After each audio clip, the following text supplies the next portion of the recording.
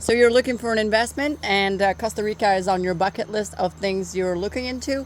I'll be talking about Airbnb revenues today and what is actually left in your pocket. I've been doing property management for over a year now, and I have the details from the workers, from the landscaping, from the cleaning ladies, and the electricity bills. So I'll be sharing with you in details how much is actually left in your pockets at the end of the day. So first thing you got to consider when you buy an Airbnb is if you have HOA fees. If you're in a community, that's one of the biggest chunks you have after you have your mortgage to pay off if you haven't paid it off cash already.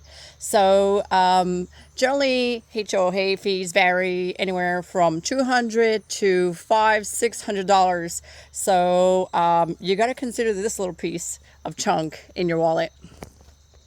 The next big chunk you got to consider is going to be electricity, and this could vary tremendously from one Airbnb to the other. So let me give you an example. If you're living near the beach, you're going to absolutely need an air conditioner. And this rolling all the time could make a difference of $150 to $300. If you're living in the tropical rainforest and you have a beautiful breeze coming in, you might not be using the air conditioning at all. So like I said, that's a $200 difference easily right off the budget. Next thing on your list is going to be internet. Internet fees won't vary that much, and they're quite reasonable. Again, from $60 to $150 is what you're considering per household. And it's an absolutely must, because you have a lot of travelers coming in that are doing remote work. And this is going to be the first question they have on your list, is going to be, how fast is the internet? So high-speed internet is a must. Another thing you got to consider is the municipal taxes. You could pay them 2 times per year. If you pay them yearly, they vary again depending on the household. If we're looking at a $300,000 house, in average, it would cost you from $1,000, $1,500. Pretty much the same as in Canada or in the US. Next thing we have is the landscaping cost, which is where we save some money here in Costa Rica. In general, you'll need a gardener to come in at least once a week, and the average pay is somewhere between $2 to $5 American.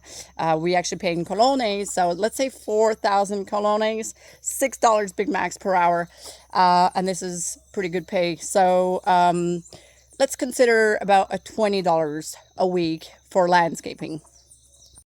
What about the cleaning fees? So the cleaning fees, you actually get away from it. They actually come out free. And how do you get freebie like that?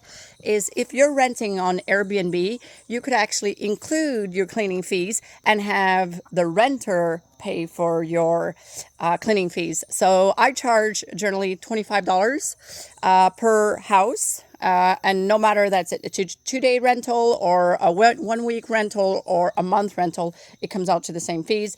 It's when the lady comes and she spends half a day cleaning the house, and I charge $25, and it covers way over what she has to charge me.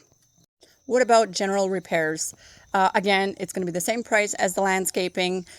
Varies generally average from 4,000 colones, let's say $6 per hour. We do need a little bit more maintenance than anywhere else. If you're in the tropical rainforest, it is quite humid, so things tend to mold up. Roof tends to get a little bit more maintenance done than anywhere else. If you're by the beach, then the salt water, just like in California, might affect the wood or anything else, so you may need a little bit more maintenance on that part. So if you average per month, let's say another $50 per month. Airbnb is taking a lot of profits. So 3% is from our part, directly deducted from our paycheck before payout. On the guest fees, they are actually charged 14%. So we are not touched by that, but they definitely are. As a host, you could also charge extra for extra guest fees, let's say $25, or extra pet fee that is also included in the price that you would charge your client. Now you could be extra fancy and have little baskets ready for your clients. That's always a nice little touch that they remember.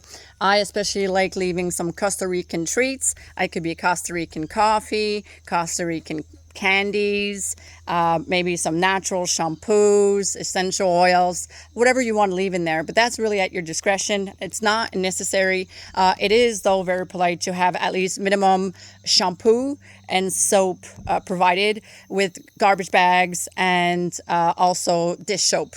So that's just traditional. So you got to consider those prices in same prices that you would pay in Canada or in the US. So that's something you would provide. One last thing you have to include in that is going to be the gas. So if you are using propane, that is another little expense you got to consider. It's about $10 American per month. In average, it could vary depending on how big the house is and how much guests you actually have. But for my behalf, every month, that's what I pay, $10 American. So I might have forgotten some stuff as expenses. If I did, I encourage you to leave a comment and I'll answer you in the comment section with more details of what I have forgotten. But I think that pretty much covers the major expenses we have as an Airbnb. So it is a profitable business, and a lot of people are coming here to Costa Rica to invest in Airbnbs. And it's a beautiful way to actually have a little home in Costa Rica and be able to enjoy a couple of weeks a month your house here in Costa Rica, but still make some revenues off of it.